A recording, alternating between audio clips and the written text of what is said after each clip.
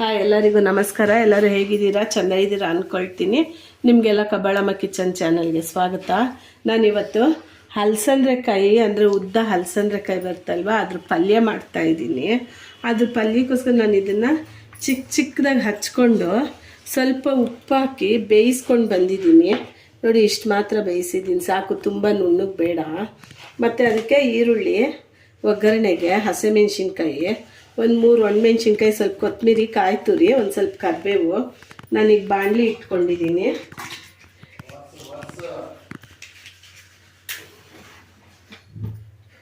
ಬಾಣಲಿ ಕಾಯಿಲಿ.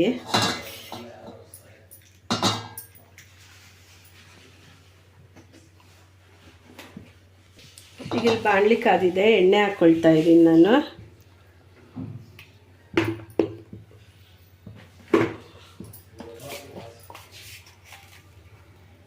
ಸಾಸಿವೆ,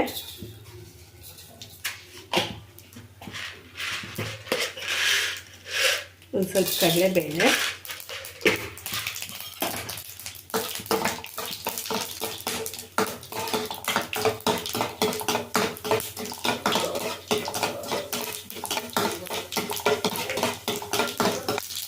ಈಗ ಇದಾಗಿದೆ. ಕರಿಬೇವು. ದಯವಿಟ್ಟು ನನ್ನ ವಿಡಿಯೋ ನೋಡೋರು ಇದೆ ಮೊದಲಾದರೆ ಸಬ್ಸ್ಕ್ರೈಬ್ ಮಾಡ್ಕೊಂಡು ನೋಡಿ, ಅಲ್ಲೇ ಇರೋ ಬೆಲ್ ಐಕನ್ನ ಒತ್ತಿ, ನಾನು ಹಾಕೋ ವಿಡಿಯೋ ಎಲ್ಲ ನಿಮಗೆ ಬರುತ್ತೆ. ಈಗ ಹಸಿಮೆಣ್ಸಿನ್ಕಾಯಿ ಮತ್ತು ಒಣಮೆಣ್ಸಿನ್ಕಾಯಿ, ಈರುಳ್ಳಿ ಹಾಕ್ತಾಯಿದ್ದೀನಿ. ಇದನ್ನೆಲ್ಲ ಚೆಂದ ಫ್ರೈ ಮಾಡ್ಕೊಳ್ಳೋಣ. ಫ್ರೈ ಆಗಿದೆ. ಇಲ್ಲಿ ನಾನು ಇದಕ್ಕಾಗೋಷ್ಟು ಸ್ವಲ್ಪ ಉಪ್ಪು ಹಾಕ್ಕೊಳ್ತೀನಿ, ಸಾಕು. ಯಾಕಂದರೆ ನಾವು ಆ ಕಾಯಿಗೆ ಮೊದಲು ಉಪ್ಪು ಹಾಕಿ ಬೇಯಿಸ್ಕೊಂಡಿರೋದ್ರಿಂದ ಈರುಳ್ಳಿಗೆ ಎಷ್ಟು ಬೇಕೋ ಅಷ್ಟು ಉಪ್ಪು ಹಾಕ್ಕೊಳ್ಳೋಣ. ಈಗ ಇದಾಯಿತು. ನಾವು ಬೇಯಿಸಿಟ್ಕೊಂಡಿರೋ ಅಂಥದ್ದು ಕಾಯಿ ಹಾಕ್ಬಿಡ್ತೀನಿ.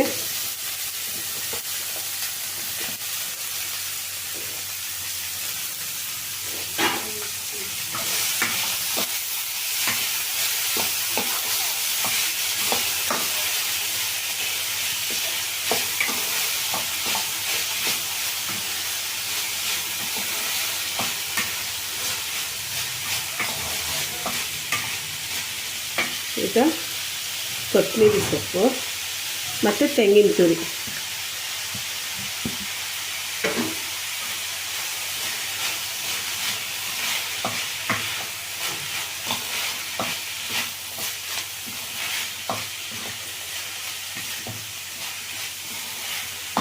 ನೋಡಿ ಹಲಸಂದ್ರೆಕಾಯಿ ಪಲ್ಯ ಎಷ್ಟು ಬೇಗ ರೆಡಿ ಆಯಿತು.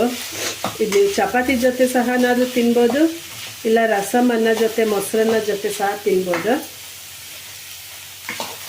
ಬಿಸಿ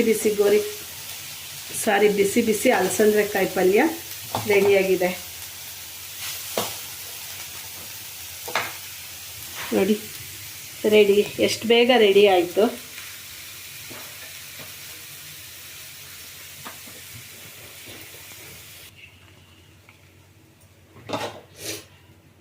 ಬಿಸಿ ಹಲಸಂದ್ರೆಕಾಯಿ ಪಲ್ಯ ರೆಡಿಯಾಗಿದೆ. ನೀವು ಮಾಡಿ ನೋಡಿ ಹೇಗಿತ್ತು ಅಂತ ನಿಮಗೆ ಗೊತ್ತಾಗುತ್ತೆ. ದಯವಿಟ್ಟು ನನ್ನ ವಿಡಿಯೋ ನೋಡೋರೆಲ್ಲ ಲೈಕ್ ಮಾಡಿ, ಶೇರ್ ಮಾಡಿ, ಸಬ್ಸ್ಕ್ರೈಬ್ ಮಾಡ್ಕೊಳ್ಳಿ. ಅಲ್ಲೇ ಇರೋ ಬೆಲ್ ಲೈಕ್ನ ಒತ್ತಿ. ದೇವರೆಲ್ಲರಿಗೂ ಒಳ್ಳೇದು ಮಾಡಲಿ, ಆರೋಗ್ಯ ಕೊಡಲಿ ಅಂತ ಬೇಡ್ಕೊಳ್ತೀನಿ. Thank you.